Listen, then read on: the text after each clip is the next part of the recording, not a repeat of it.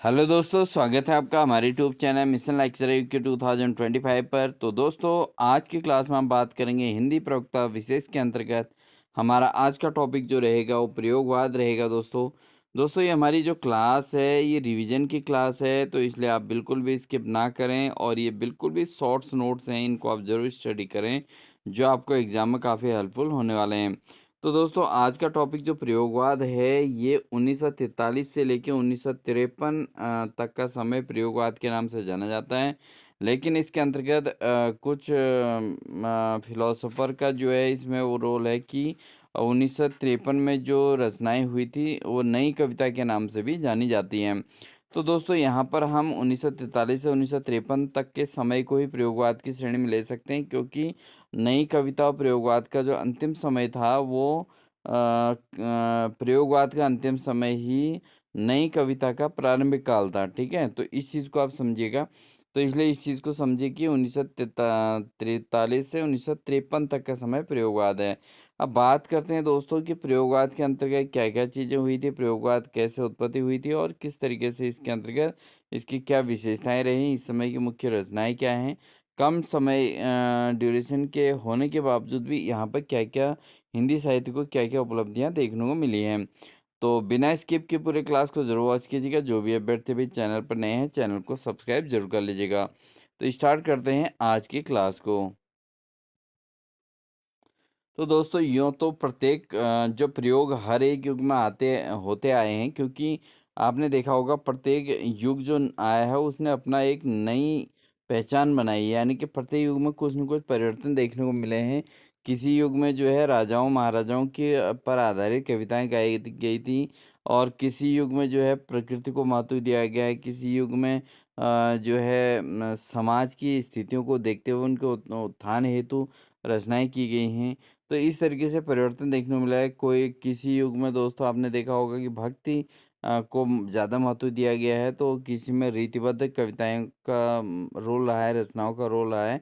तो इसी प्रकार प्रत्येक युग में प्रयोग तो होते आए हैं, किंतु प्रयोगवाद नाम उन कविताओं के लिए रूढ़ हो गया, जो कुछ नए बोधों, संवेदनाओं तथा उन्हें प्रेषित करने वाले शिल्पगत चमत्कारों को लेकर शुरू-शुरू में तार सप्तक के माध्यम से वर्ष 1943 में प्रकाशन जगत में आई है। ठीक है?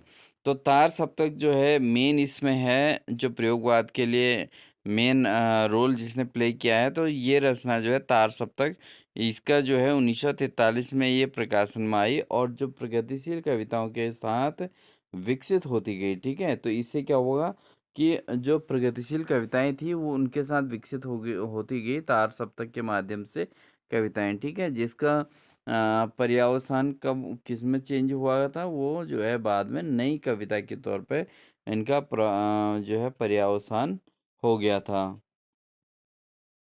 जो इस प्रकार की जो कविताएँ होती हैं दोस्तों, सबसे पहले नंद दुलारे वाजपेयी ने प्रयोगवादी कविता कहा था इसको। ठीक है, किसने कहा था? नंद दुलारे वाजपेयी ने।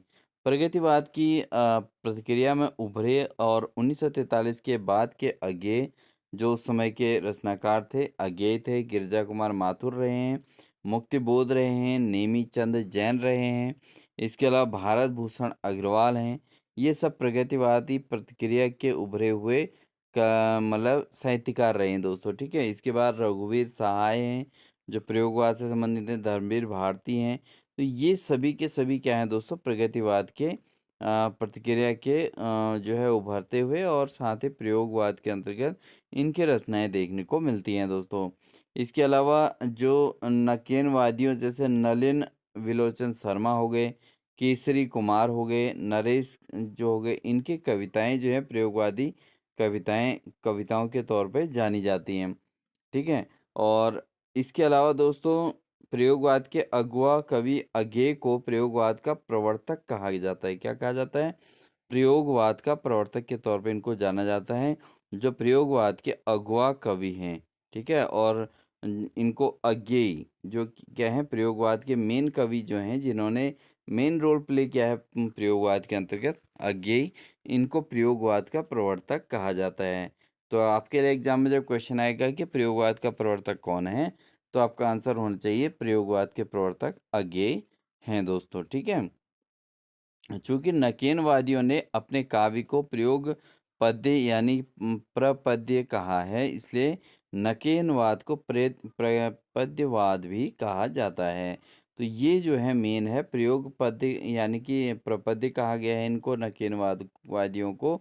और इनके बाद जो नकेनवादियों का जो प्रपद्यवाद है, इसको प्रपद्यवाद भी कहा जाता है। चूँकि प्रयोगवाद का उदय प्रगतिवाद की प्रतिक्रिया से हुआ है, इसलिए यह स्वाभाविक था कि प्रयोगवाद समाज की तुलना में व्यक्ति को और विचारधारा की तुलना में अनुभव को महत्व देता है। ठीक है? तो प्रयोगवाद का उदय जो हुआ था, वो प्रगतिवाद की प्रतिक्रिया से हुआ था। इसलिए इसको स्वाभाविक था। क्या स्वाभाविक था इसमें? इसमें प्रयोगवाद समाज की तुलना में व्यक्ति को महत्व दिया गया था। ठीक है? और साथ ही विचारधारा की तुलना में किसको महत्व दिया गया था? अनुभव को महत्व दिया गया था। विषय वस्तु की तुलना में किसको? कलात्मकता को महत्व दिया गया था। ठीक है? मतलब कि प्रयोगवाद में भाव में व्यक्ति, सत्य तथा शिल्प में रूपवाद का पक्षधर रहा है। तो ये इसमें परिवर्तन देखने को मिले। इसलिए इसको जो है प्रयोगवाद इसको नाम दिया गया था, क्योंकि इसमें बहुत सारे चेंजेस देखने को मिले थे समाज के अंतर्गत। ठीक है? अब बात करेंगे दोस्तों प्रयोगवाद की विशेषताएं क्या-क्या रही हैं। बहुत शॉर्ट्स नोट्स हैं दोस्तों, बहुत आसान तरीके से आपके लिए हेल्पफुल होंगे। तो प्रयोगवाद की जो विशेषताएं हैं, एक तो अनुभूति व यथार्थ का विश्लेषण संश्लेषण में किया गया था और बौद्धिकता का आग्रह किया गया था। ठीक है? दूसरा, वाद या विचारधारा का विरोध किया गया था। इसके अलावा निरंतर प्रयोगशीलता का इसमें महत्व दिया गया था और साथ ही नई राहों का अन्वेषण किया गया था। साहस और जोखिम को महत्व दिया गया था दोस्तों। ठीक है? इसके अलावा व्यक्तिवाद को महत्व दिया गया था। ठीक है? काम संवेदना की अभिव्यक्ति को महत्व दिया गया था। व्यक्तिवाद को भी महत्व दिया गया, काम संवेदना की अभिव्यक्ति को भी महत्व दिया गया था। इसके अलावा शिल्पगत प्रयोग किए गए थे। ठीक है? जो चीज़ें बनाई जाती थी उन पर उनको बनाने को लेकर प्रयोग बार-बार किए जा रहे थे। इसके अलावा भाषा शैलीगत प्रयोग इसके अंतर्गत किए गए थे। यानी कि भाषा शैली से संबंधित भी प्रयोग इस काल के अंतर्गत काफ़ी हुआ करते थे। ठीक है? इसके अलावा अगर हम बात करें दोस्तों, शिल्प के प्रति आग्रह देखकर ही इन्हें आलोचकों ने रूपवादी यानी कि फॉर्मिस्ट तथा इनकी कविताओं को रूपाकाराग्रही कविता कहा है। तो प्रयोगवादी जो कवि रहे हैं दोस्तों, इनकी जो रचनाएं हैं इनको क्या नाम दिया गया है? इनकी रच कविताओं को क्या नाम दिया गया है? रूपाकारग्रही कविता के नाम से इनकी कविताओं को जाना गया। ठीक है? इसके अलावा प्रगतिवाद में जहाँ शोषित वर्ग, निम्न वर्ग के जीवन को कविता में केंद्रीय रखा गया था। मैंने आपको बताया था इससे पहले की जो हमारी क्लास हुई थी, उसमें हमने आपको 154 वाली, तो मैं उसमें बताया था कि प्रगतिवाद में किसको महत्व दिया गया था? शोषित वर्ग के उत्थान का को महत्व दिया गया था।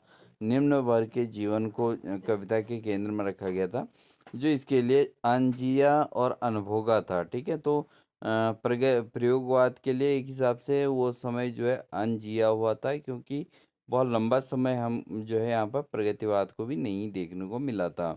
बट यहाँ क्या था कि मध्यवर्गीय प्रयोगवादी कवियों ने उस यथार्थ का चित्रण किया जो स्वयं उनका जिया हुआ और भोगा हुआ समय रहा था। ठीक है?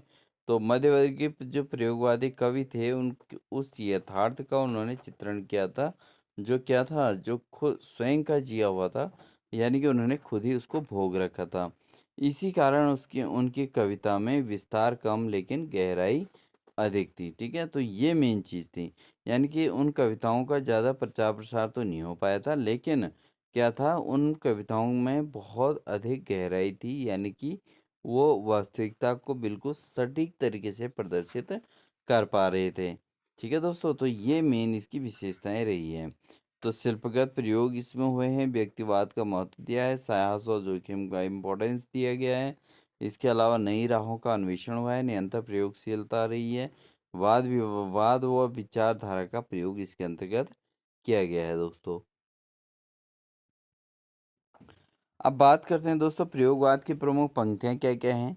जैसे पंक्ति है, फूल को प्यार करो, पर झरे तो झर जाने दो, जीवन का रस लो और देह मन आत्मा की रचना से पर मरे तो मर जाने दो। ठीक है, तो ये किसकी रचना है? ये है अज्ञेय की। किसकी रचना है ये? ये अज्ञेय की रचना है। ठीक है, ये उनकी पंक्तियां हैं अज्ञेय की।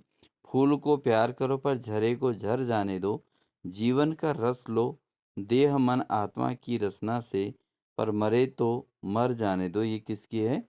अज्ञेय की पंक्तियां हैं। इसके अलावा दोस्तों आपका सेकंड है, किंतु हम द्वीप हैं। किंतु हम हैं द्वीप, हम धारा नहीं हैं, स्थिर समर्पण है हमारा, द्वीप हैं हम। तो किंतु हम द्वीप, हम धारा नहीं हैं, स्थिर समर्पण है हमारा, द्वीप हैं हम। किसकी रचना है? ये पंक्तियां अज्ञेय की हैं दोस्तों। किसकी हैं? अज्ञेय की हैं। नेक्स्ट है, उड़ चल हारिल लिए हाथ में।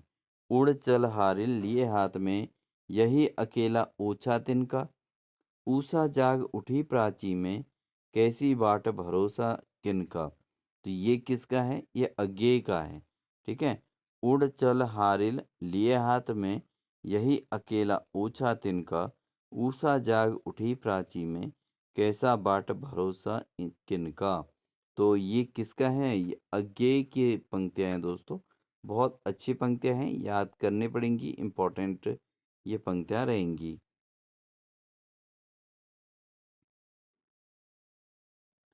नेक्स्ट अगर हम बात करें दोस्तों अज्ञेय की, अगली पंक्ति है, ये उपमान मैले हो गए हैं। क्या हैं? क्योंकि अज्ञेय की रचनाओं को हमने इतने इम्पोर्टेंस इसलिए दिया गया है क्योंकि इनको प्रयोगवाद का प्रवर्तक के तौर पर भी जाना जाता है दोस्तों। तो अगर प्रयोगवाद से संबंधित क्वेश्चन आएगा तो दोस्तों अज्ञेय की रचनाओं को ज़्यादा महत्व देखने को मिलता है। ठीक है, तो ये उपमान मैले हो गए हैं, देवता इन प्रतीकों से कर गए कूच, कभी वासन अधिक घिसले, कभी वासन अधिक घिसने से मुकम्मा छूट जाता है। तो ये किसकी है? ये भी अज्ञेय की है दोस्तों। अगला है नंद दुलारे वाजपेयी की पंक्तियाँ। प्रयोगवाद हिंदी में बैठे ठाले का धंधा बनकर आया था। प्रयोक्ताओं के पास न तो काव्य संबंधित कोई कौशल था और न किसी प्रकार की कथनीय वस्तु थी। ये नई साहित्य से लिया गया है, नए प्रश्न हैं, नंद दुलारे वाजपेयी के द्वारा ये पंक्तियाँ कही गई हैं। तो दोस्तों ये थी हमारी आज की क्लास। ये क्लास के अंतर्गत कुछ कॉन्सेप्ट और क्लियर करते हैं दोस्तों।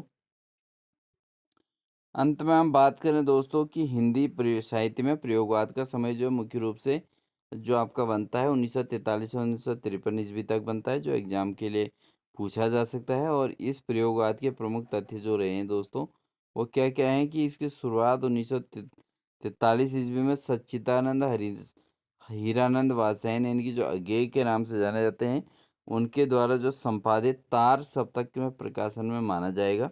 ठीक है, तो इस चीज़ को आप ध्यान रखना कि तार सप्तक किसकी रचना है? अज्ञेय की रचना है और 1943 ईस्वी में इसका प्रारंभ हुआ था। और इसके अलावा जो इसकी समय सीमा रही है दोस्तों, हालांकि सक्रिय काल इसका 1943 से 1953 तक ही माना जाता है, लेकिन कुछ विद्वान इसको केवल क्या मानते हैं? 1951 दूसरा सप्तक मान लेते हैं। ठीक है, तो तार सप्तक के हिसाब से इन्होंने इसको दूसरा सप्तक नाम दिया और इसको जो है ये दूसरा सप्तक तक ही इसको सीमित करते हैं। ठीक है, इसके अलावा अगर हम बात करें दोस्तों, अंत में अगर हम बात कर लें इसकी कि जो 1953 में के बाद प्रयोगवादी कविता ही नई कविता के रूप में विकसित की गई थी। तो इस चीज़ का भी महत्व आपने देखना है। 1953 के बाद प्रयोगवादी कविता की ही जो है नई कविता के रूप में विकसित हो गई। और इसके जो प्रवर्तक रहे दोस्तों, अज्ञेय को प्रयोगवाद का प्रवर्तक माना जाता है। ये चीज़ आपको क्लियर होनी चाहिए कि अज्ञेय को ही प्रयोगवाद का प्रवर्तक के तौर पे जाना जाता है। इसके अलावा यह काव्यधारा छायावाद और प्रगतिवाद के बाद विकसित हुई थी और जिसमें नवीन संवेदनाओं और शिल्पगत प्रयोगों पर जोर दिया गया था। ठीक है, तो ये मेन पॉइंट था कि जो इस काव्य धारा में छायावाद जो 1918 से 1936 तक और प्रगतिवाद जो है 1936 से 1943 के बाद ये विकसित हुई थी और इसमें नवीन संवेदनाओं और शिल्पगत प्रयोगों पर ही जोर इसमें दिया गया था। तो ये थी दोस्तों आज की हमारी क्लास। आई होप आपको हमारी क्लास अच्छी लगी होगी। और क्लास अच्छी लगी तो वीडियो को लाइक कर दीजिएगा, चैनल पर नए हैं चैनल पर सब्सक्राइब कर लीजिएगा। क्योंकि दोस्तों प्रयोगवाद का टॉपिक काफ़ी छोटा रहा है, तो इसलिए और जो समय की बाध्यता रही थी उसमें केवल 10 साल का ही समय नहीं मिल पाया था। तो इसलिए इस चीज़ को भी ध्यान देते रहना है कि इसके अंतर्गत जो रचनाएँ आएँगी वो अज्ञेय द्वारा रचित पंक्तियाँ ही आएँगी, और बहुत ज़्यादा इसके अंदर किसी डिटेल नहीं आने वाला है दोस्तों। इसलिए आप लोग इसको इसी हिसाब से तैयार करके चलें। तो आई होप आपको ये क्लास अच्छी लगी होगी। क्लास अच्छी लगी तो वीडियो को लाइक कर दीजिएगा।